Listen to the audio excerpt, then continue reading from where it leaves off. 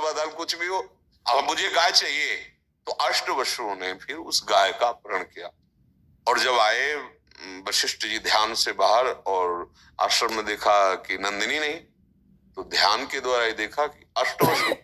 अरे ये देवताओं से श्रेष्ठ होकर ऐसी निम्न क्रिया कैसे कर सकते हैं? गाय की चोरी, और उस गाय से भविष्यान्न के द्वारा यज्ञ आदि बहुत होता है, ये ऐसा क्यों, मतलब दंडनीय अपराध। अब वो तो अंतर्ध्यान विद्या और सब विद्याओं में प्रवीण थे, वशिष्ठ जी सामने प्रकट हो गए, अब सबका सर नीचा हो गया।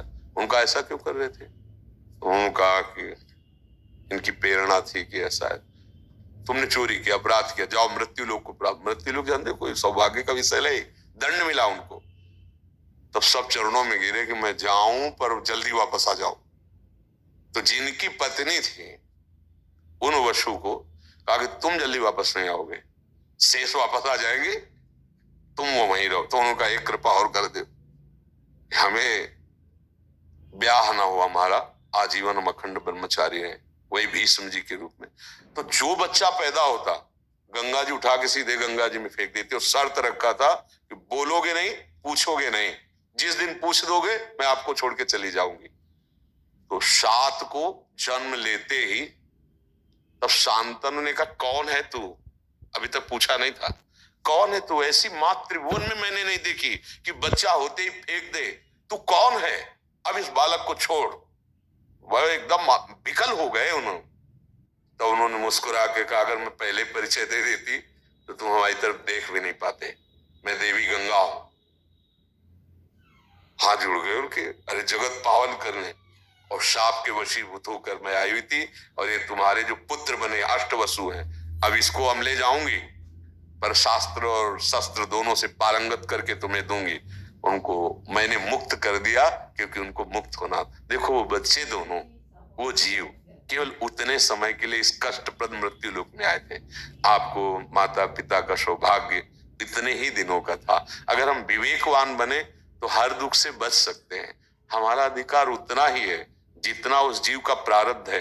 अगर उसका प्रारब्ध क्षय हो गया तो मानो पढ़ा लिखा के 20-21 साल का किया, अब वो चला गया।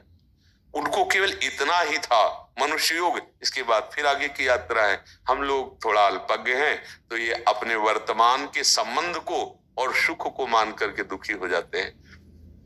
यहां से जाना पड़ेगा, इसका नाम मृत्यु लोक है, और जितनी श्वासें उतनी ही केवल रहेंगे, इसके आगे नहीं रहे। देखो जवान जवान शरीर छूट जाते हैं, नाचते गाते शरीर छूट जाते हैं। तो शरीर का अगर अवधि है कि हम रा बोल पाए तो धागे नहीं बोल पाएंगे, जितना उसी में ब्रेक लग जाएगी, चलो छोड़ो शरीर।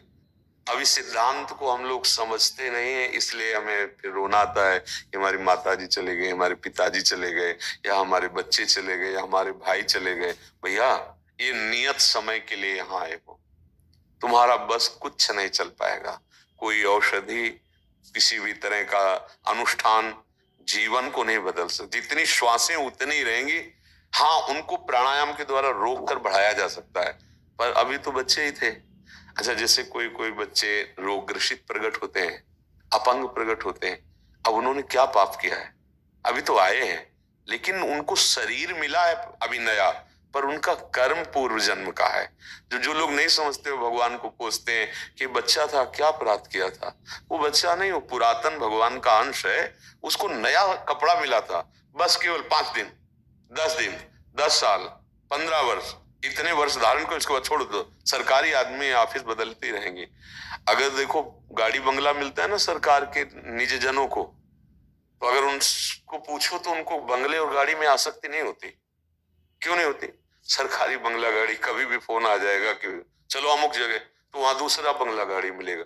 पर हम लोग सरकारी बंगला गाड़ी को अपना मान लेते हैं, इसीलिए फिर रोना पड़ता है। ये सरकारी भैया, जिस समय जहां हुक्म हुआ उसी समय उसी स्थिति में, कवल अगर मुंह पे है तो लील नहीं पाओगे, वो मुंह पे ही रह जाएगा। चल, अच्छा, जिस विधान से शरीर छूटना है वो विधान बन जाएगा।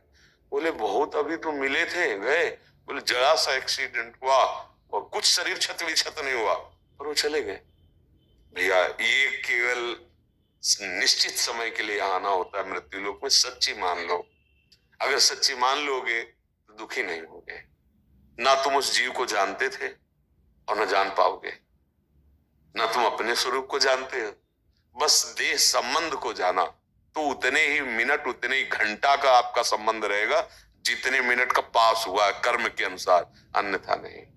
अन्यथा फिर देखो क्या बस चलता, चला क्या बस। इसलिए धैर्यवान विवेकवान बनो और यात्रा आगे बढ़ाओ। मनुष्य जीवन की यात्रा श्री भगवान तक ही, अगर भगवान नहीं मिले तो यही बार बार चलता रहेगा, कर्मों के फल के अनुसार जन्मना मरना। तो एक भागवत में कथा आती है चित्रकेतु महाराज की। उनकी बहुत सी रानियों में किसी के संतान नहीं होती थी। देवर्षि नारद अंगिरा जी से कह के संतान उत्पन्न की। अन्य रानियां ईर्ष्या द्वेष से युक्त हो गई कि जब से संतान हुई महाराज उसी के महल में जाते तो जहर पिलवा दिया 2.5 माह से, वो भी मर गया। आप जो उनको विकलता हुई, क्योंकि चक्रवर्ती सम्राट पद का कोई अधिकारी भी तो होना चाहिए था, पुत्र हुआ था और वो मर गया, बहुत विकल हुए। तब देवर्षि नारद जी आए। तब नारद जी समझाने, मुझे समझ नहीं, मुझे बेटा चाहिए, मेरा बेटा। हाँ भी बुलाते हैं।